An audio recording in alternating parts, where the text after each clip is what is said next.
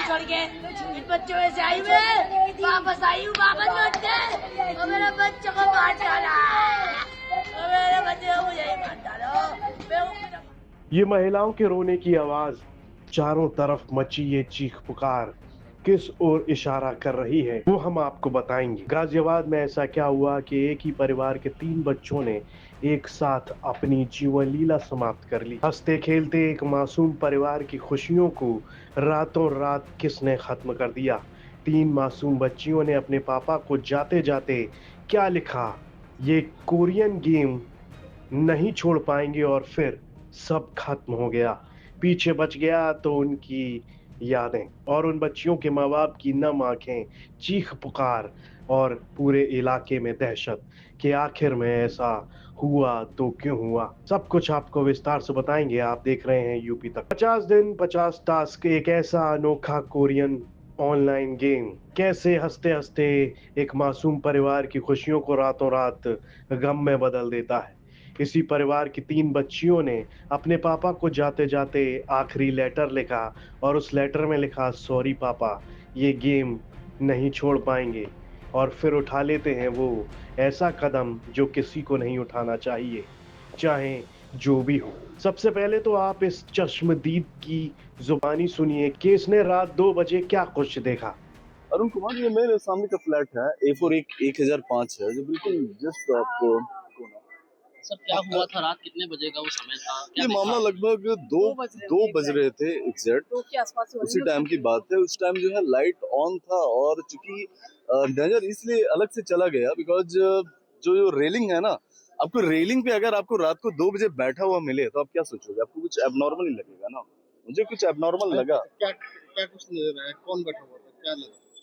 वहां से मुझे दिख रहा था कि कोई एक कपल है जो जस्ट वो जंप करने की कोशिश कर रहा है बैक साइड से यूं, और कोई उसे अपनी ओर खींच रहा है, बचाने की कोशिश कर रहा है। ये तीनों बच्चे हैं, तीनों सुसाइड। 3 उससे मैं नहीं दिख रहा था, सिर्फ 2 ही दिखा था। ठीक है, उसके बाद फिर वो उसे उतर गई थी नीचे, वो जो लड़की है वो फिर रेलिंग से उतर गई थी। एक बार पहले उतर गई थी? बिल्कुल उतर गई थी। उसके बाद फिर जब वो बैठी, उसके बाद जो है एक बच्चा आके लिपट गया पीछे से।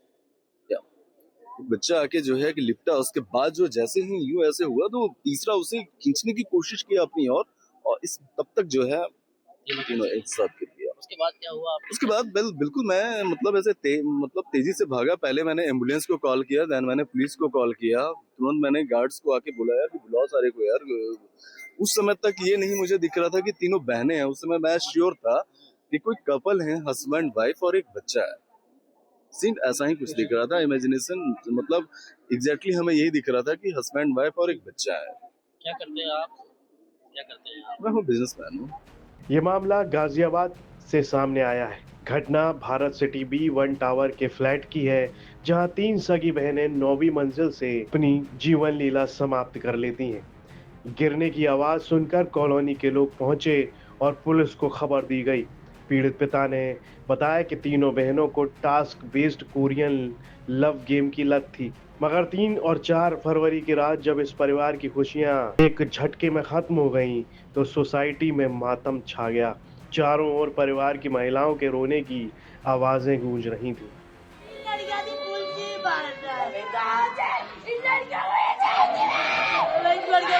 छोड़ के इन बच्चों में से आई मैं वापस आई हूँ, वापस लौट के और मेरे बच्चों को मार डाला, और मेरे बच्चे को मुझे ही मार डालो। हालांकि देर रात सूचना मिलने पर पुलिस और एम्बुलेंस पहुंची, तो इस पूरे मामले पर पुलिस का क्या कुछ कहना है ये वो बताते हैं। आज दिनांक 4/2/2026 को रात्रि करीब 2:15 पर PRB द्वारा सूचना प्राप्त हुई कि थाना टैया मोड़ स्थित भारत सिटी में टावर B1 फ्लैट नंबर 907 की 9वीं मंजिल की बालकनी से 3 बच्चियों के कूदने की सूचना मिली और मौके पर जिनकी मृत्यु होने की सूचना प्राप्त हुई। मौके पर पहुंचकर जांच की गई तो मौके पर 3 बच्चियां क्रमशः निशिका उम्र लगभग 16 वर्ष, प्राची उम्र लगभग 14 वर्ष, पाखी उम्र लगभग 12 वर्ष, पुत्रियां चेतन कुमार सन ऑफ गौरी शंकर की भूतल पर गिरने के कारण मृत्यु हो गई है, जिनको 108 एम्बुलेंस द्वारा 50 सैया अस्पताल लोनी भेजा गया, जहां पर डॉक्टरों द्वारा तीनों बच्चियों को मृत घोषित किया गया। पुलिस द्वारा अन्य वैधानिक कार्रवाई की जा रही है। यहाँ एक और वो परिवार है जिसने अपने बच्चों को खो दिया है, 3 मासूम बच्चियों को खो दिया है। सवाल उठते हैं कि आखिर उस गेम में ऐसा क्या था, जैसा कि ये पिता बता रहा है।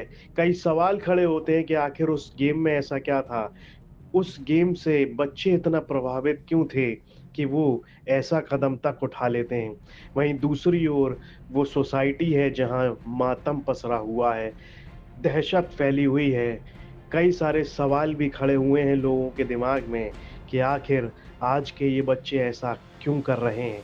वहीं दूसरी ओर एक संदेश देना चाहेंगे, वो ये है कि अपने बच्चों को कम से कम फ़ोन को इस्तेमाल करने दें, क्योंकि वक्त बदल रहा है, ज़रूरत भी है, लेकिन थोड़ी सावधानी भी ज़रूरी है। ये खबर हमें गाजियाबाद से हमारे सहयोगी मयंक गौड़ ने भेजी थी। इस पर आपकी क्या राय है, कमेंट बॉक्स में लिखकर हमें ज़रूर बताएं। और यूपी से जुड़ी तमाम खबरें देखने के लिए आप देखते रहिए यूपी तक। आपके संबंध मीट व्यापारियों से हैं, बीफ व्यापारियों से हैं, जो भैंस का, बकरे का व्यापार करते हैं। आप उनके साथ अल्दुआ कंपनी में डायरेक्टर रह चुके हैं।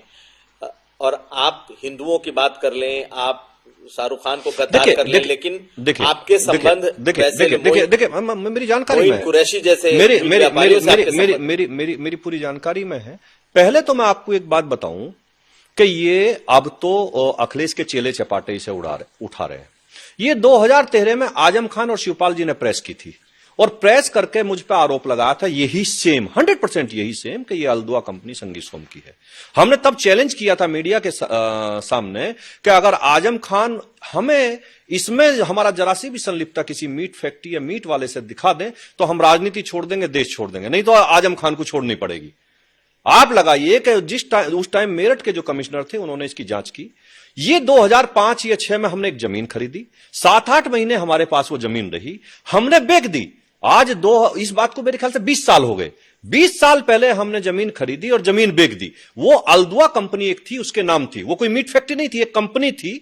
और वो कंपनी चिप्स बना, उसमें 150 ऐसे काम थे जो वो करेगी, ऐसा उसमें लिखा हुआ था। उसमें मीट पैकिंग का और उसका था। लेकिन किसी कंपनी की जमीन खरीदना और उसे बेच देना, और जब 2000 में हमने प्रेस के सामने वो बेचने के भी कागज दिए और खरीदने के भी दिए, तो मीडिया ने के सामने आकर आजम खान कोई जवाब नहीं दे पाए, सरकार कोई जवाब नहीं, सपा की सरकार थी, कोई जवाब नहीं दे पाए। लेकिन आज अखिलेश यादव अब चेले चपाटों से उसे उठवाते रहे अपने से। तो केवल ये तो हिंदू की बात करने वालों को, लोगों को बदनाम करने वाली बात। के तौर पर आपका नाम, हमने बताया ना कि कंपनी में 2005 में जमीन खरीदी, उसी कंपनी के नाम वो जमीन थी, और 2006 में बेच दी। तो आप डायरेक्टर बन भी गए। जो कंपनी लिए as it is company transfer हुई, हमने बेची एज इट इज ट्रांसफर हो गई। हम आज तो उसमें 20 साल से कुछ नहीं है।